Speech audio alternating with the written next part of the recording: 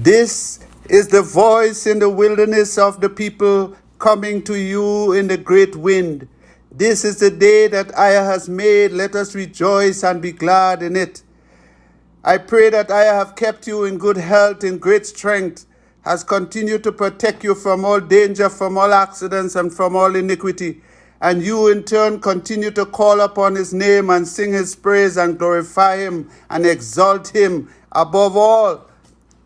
Praise EZER-IAH, praise EZER-IAH, praise EZER-IAH Almighty, praise EZER-IAH. May EZER-IAH bless you and keep you. May EZER-IAH make his face to shine upon you and be gracious unto you. May EZER-IAH lift up his countenance upon you and give you peace. And put EZER-IAH's name upon yourselves and upon your children. And may EZER-IAH bless us all. Praise EZER-IAH, praise EZER-IAH Almighty, praise EZER-IAH. Greetings, my brothers and sisters, on the Sabbath day, on this day that EZER-IAH have set as a sign between us and him. EZER-IAH have set a sign, and on this day, he has given us a new month. So we say, Happy New Month and Happy Sabbath. Happy second month of the year to my brothers and sisters around the world. Greetings, greetings. May EZER-IAH bless us all. Sing his praise, rejoice and be glad, for EZER-IAH is good, and his mercies endures forever. Praise EZER-IAH, praise EZER-IAH Almighty, praise EZER-IAH. Brothers and sisters, this is a short video to take away the confusion that the heathen has caused about the Passover. We are cautioned in our scriptures that we should not follow the way of the heathen. We as EZER-IAHites are not to learn the ways of the heathen. We were commanded to do so. We are commanded not to inquire of the mighty ones, nor mention their names in our mouth. The heathen, from the time our ancestors entered into the land of Canaan, has tried their best to infiltrate our people and to cause them to lose the way of EZER-IAH. And our people, by their weaknesses, have followed the ways of the heathen and departed from the ways of EZER-IAH, the ways he commanded us, the laws he gave us, the principles he laid down for us. They have departed from it. So today, most of our people are following the ways of the heathen and are praying to wood and stone, to fallen angels, to demons, to devils, to Lucifer, and to men. My dear brothers and sisters, we must study our book, and we must also keep in our mind that these heathens had went into our book and have distorted some of the writings. For instance, as we know, they have removed the name of our mighty one, EZER, from our book and put the idols, Baal, the L-O-R-D, in his place. It's the same thing we are witnessing today with the Passover. The Passover has a special season, has a special time to be kept. EZER gave us the beginning of the year, the month of Abib. And on the 14th day of that month, we were supposed to keep the Passover.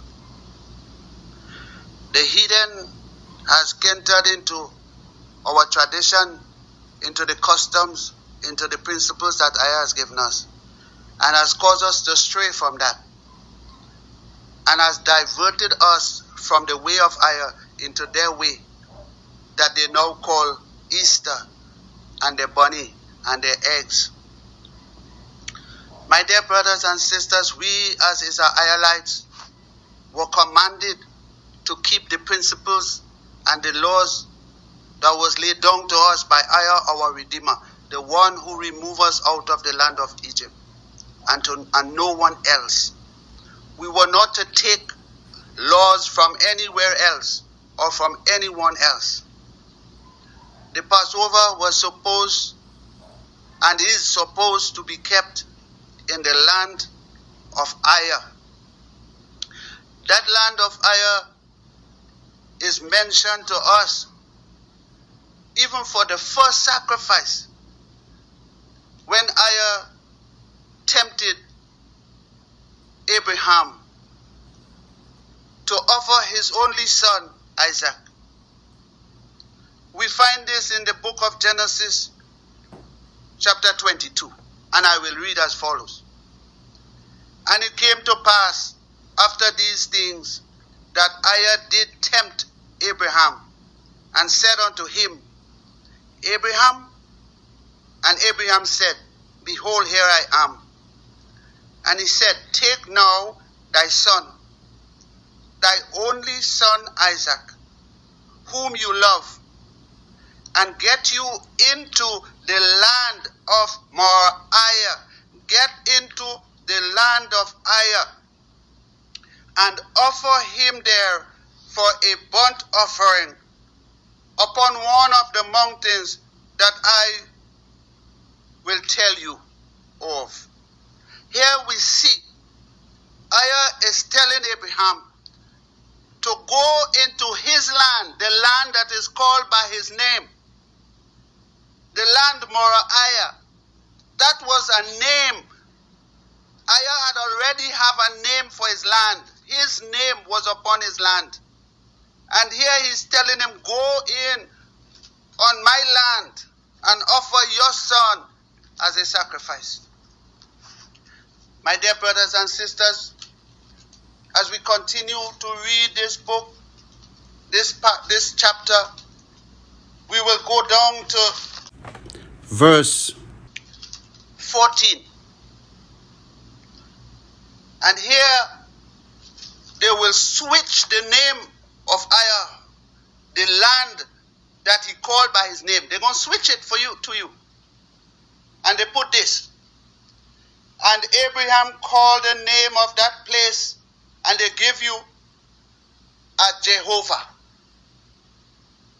My dear people, EZER just gave us the name in verse 2. The name of the land is Moriah. He said, get into the land of Moriah, EZER's land. Abraham had no reason to change the name in verse 14. The land is still called Moriah. His holy mountains on this land is still called Mount Moriah.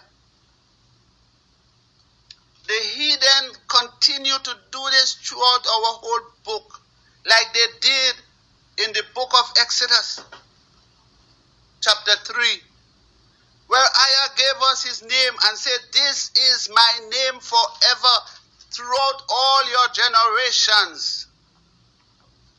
And when they went in chapter 6, they changed it to Tetragrammaton. My brothers and sisters, EZER himself told us he was not known by that name. This Tetragrammaton is the same Tetragrammaton they're giving you here. This same Jehovah is the same Tetragrammaton. All you add is a few vowel points and you get Yahweh or Jehovah. These are names of Lucifer. They use these names to invoke devils. That's what they use these names for, and all his other holy names. These are the names of Lucifer, who transformed himself from being the prince of darkness to the prince of light. And instead of calling him evil, they now call him holy. My dear brothers and sisters, we must recognize the way of the heathen and how they have worked their work. How they have sought to deceive us as a people. We must recognize this. Concerning the Passover, He never spoke to us about Easter.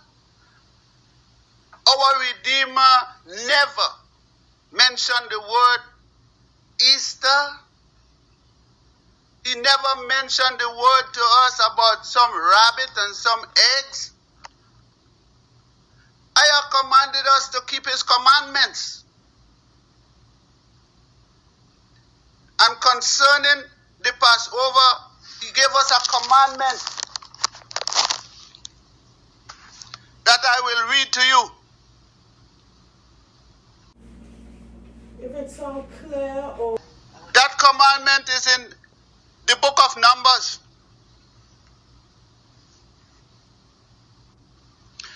In the book of Numbers, chapter 9, we read, and Ayah speak unto Moses in the wilderness of Sinai, in the first month of the second year after they were come out of the land of Egypt, saying, let the children of EZER-IAH also keep the Passover at its appointed season.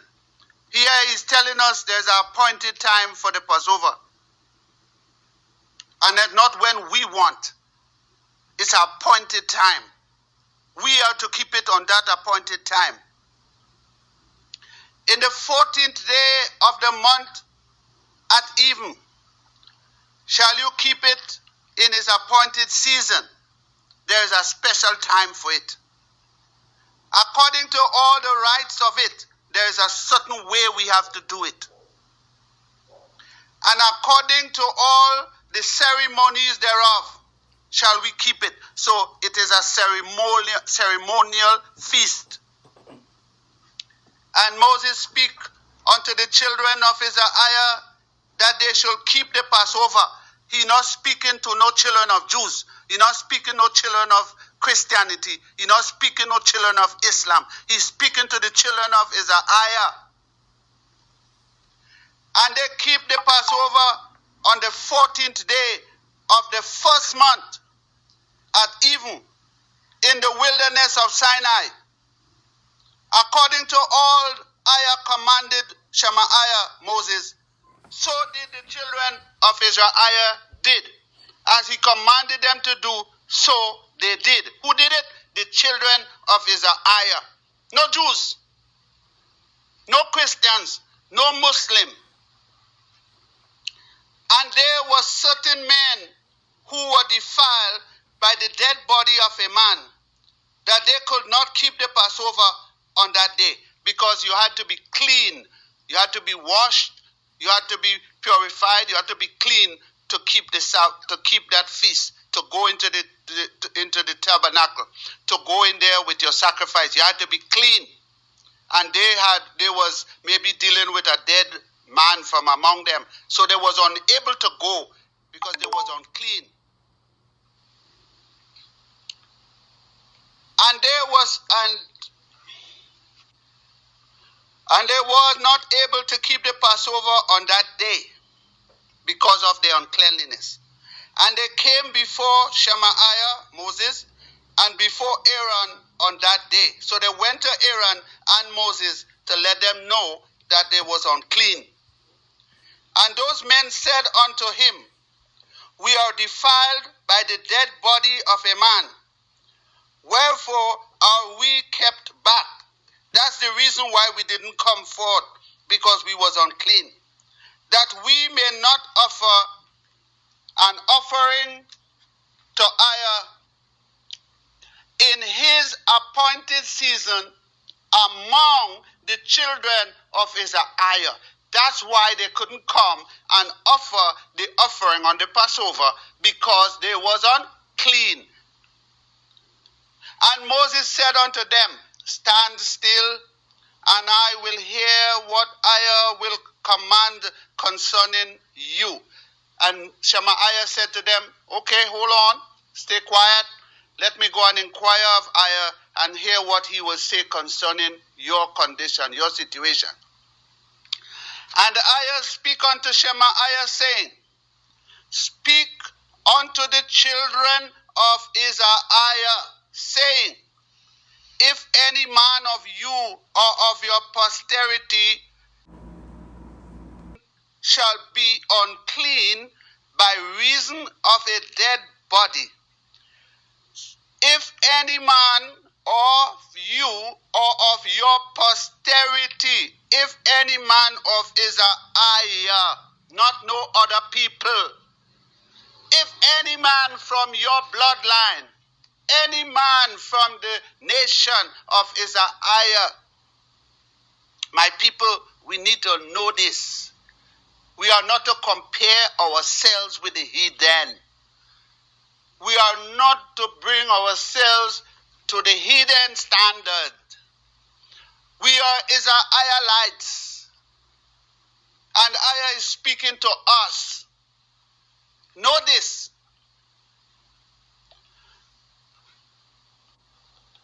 Speak unto the children of EZER-IAH, saying, if any man of you or of your posterity shall be unclean by reason of a dead body, or be in a journey afar off, yet he shall keep the Passover unto IAH. Here IAH is telling him, Shemaiah, to speak unto the children of EZER-IAH and say unto them, if for any reason you were unclean at this time, or you was far, it may be on a journey, you was outside the land that is called by the name of IAH. If you was outside the land of Moriah, you cannot keep the Passover. The Passover is to be kept in its season, in a special place, in the land that is called by IAH's name. So here he says, if you are unable to keep the Passover, the 14th day of the second month at even, they shall keep it, and eat it with unleavened bread and bitter herbs. They shall leave none of it unto the morning, nor break any bone of it. The same condition, the same ceremonial stuff, the same instructions they have to follow in keeping the Passover. They are not to break any bone in that animal. They are not to remove its skin. They are not to buy it in parts in those meat shops. They have to follow the same instructions. They have to keep it on the second month, on the 14th day of the second month. That's for those who was unclean in the first month, or those who was on a journey far away from the land on the first month. It's only for them, not for no one else. Not for any man who was in the land and forget to keep it. If you forget to keep it, IAH is going to show you what's supposed to be done with you. So it's not for those who forget. It's for those who was outside the land, because this is not to be kept outside of the land of Moriah. This is not to be kept outside IAH's land. It cannot be performed outside IAH's land. These rites and these ceremonies cannot be performed outside the land of IAH. And he go on to say, they shall leave none of it until the morning, nor break any bone of it. According to all the ordinance of the Passover, they shall keep it. They have to follow the instructions. But the man that is clean is not in a journey, and to keep the Passover, he forget. Even the same soul shall be cut off from among his people, because he brought not the offering of IAH in his appointed season. That man shall bear his sin. You forget, you will be punished. The second Passover in the second month, on the 14th day, has to carry all the same instructions. And it's only for those who was unclean at that period of time on the first month, and only for those who was outside the land. What does that tell you? If it was to be kept outside the land, they would have kept it wherever they were. But they had to get back into the land to keep it on the second month. My dear brothers and sisters, the Passover is to be kept in the land of EZER-IAH, in the land that is called by his name. That's where it is to be kept. You, the people who are called by his name, have to keep his Passover in the land that is called by his name, and nowhere else. Nowhere else. We can observe it as we say, well, oh, this is the Passover, and we give thanks to EZER-IAH for taking our ancestors out of the land of Egypt. We can give thanks to EZER-IAH for forgiving our ancestors and removing them from the hands of the Egyptian, moving them from the heathens. And we could ask EZER-IAH to do the same for us. But we are not to keep his Passover. This sacred thing that EZER-IAH has told us that we must do, we cannot keep it anywhere else. We must do it in the land that is called by his name. The land that he told Abraham to take his only son that he loved and go into, the land Moriah, and offer him as a sacrifice unto EZER-IAH. It's the same thing EZER-IAH is saying to us. This is in the land where we have to offer that sacrifice. It's the same place he told Shemaiah, when you take the children of EZER-IAH out of Egypt, you bring them onto this land, under this mountain that is called by his name also. My dear people, it is very important that you know the name of EZER-IAH. EZER-IAH gave us his name.